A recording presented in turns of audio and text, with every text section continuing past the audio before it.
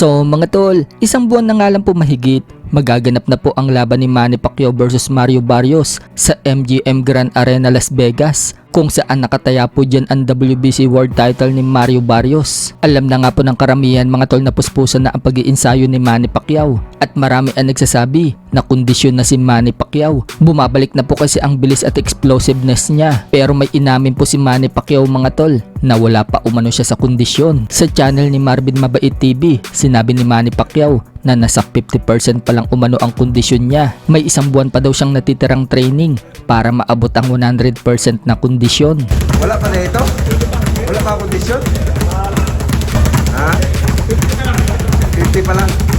Banggit naman ni Marvin Mabait TV, 50% pa lang umano ang kondisyon ni Pacquiao. Pero yung mga coach ni Pacquiao mga pagod na. Makikita nga mga tol sa mukha ni Boboy Fernandez ang hirap. Grabe kasi si Manny Pacquiao sa training, talagang buhos. Sa ibang banda naman mga tol, ekis na po kay kamahalang Turki Al-Alsik ng Saudi Arabia. Ang mga boksingerong parang Tom and Jerry ang labanan na walang ginawa kundi tumakbo sa laban habang hinahabol ng isa pang kalaban. Hindi umano niya susuportahan ng ganyang klaseng laban. Masusuportahan umano niya yung mga laban na talagang nakikipagbakbakan sa ring, na buong puso at may pride. Sumukang tinamaan nga po dyan mga tol si Devin Haney. Malamang niyan, hindi na muling kukunin ni Turki Al-Alsik itong si Devin Haney. Baka huling labanan ni Devin Haney yung naganap na laban nito sa Times Square noong May 2nd. Mismong si Manny Pacquiao na din ang nagsabi mga tol nang ma-interview si Pacquiao tungkol sa performance ni Devin Haney. Ani Pacquiao, yung boxing ay kung paano mo daw ma-entertain ang mga fans. Naging popular umano ang boxing dahil sa suporta ng mga fans. Kaya dapat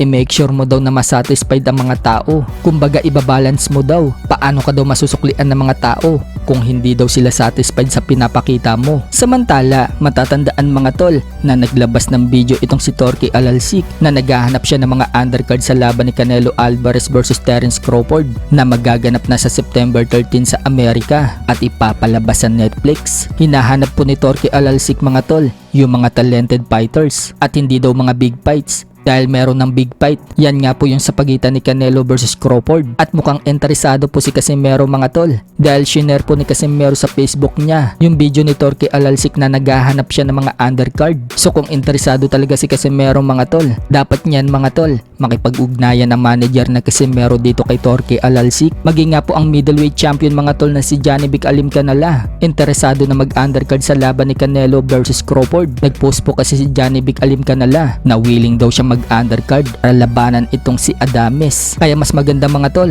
habang maaga pa, makipag-ugnayan na ang team Casimero dito kay Turki Al-Alsik. Malay natin mga tol, masama si Casimero sa laban na yan. Pero may isang problema lang mga tol, marami kasi ang nagsasabi na ban daw si Casimero sa Amerika dahil wala daw itong visa. Pero malay natin mga tol, magawa niya ng paraan ng team Casimero. Nagbigay na nga din po ng mga pangalan itong si Turki Al-Alsik mga tol na iniimbita niya na maging undercard sa laban ni Canelo versus Crawford. Yan po ay sina Junto Nakatani, Christian Imbili, Muhammad Alakil, Reto Chichumi, Justin Viloria, Emiliano Alvarado, Jamar Taley, Abdullah Mason at Nissan Deb.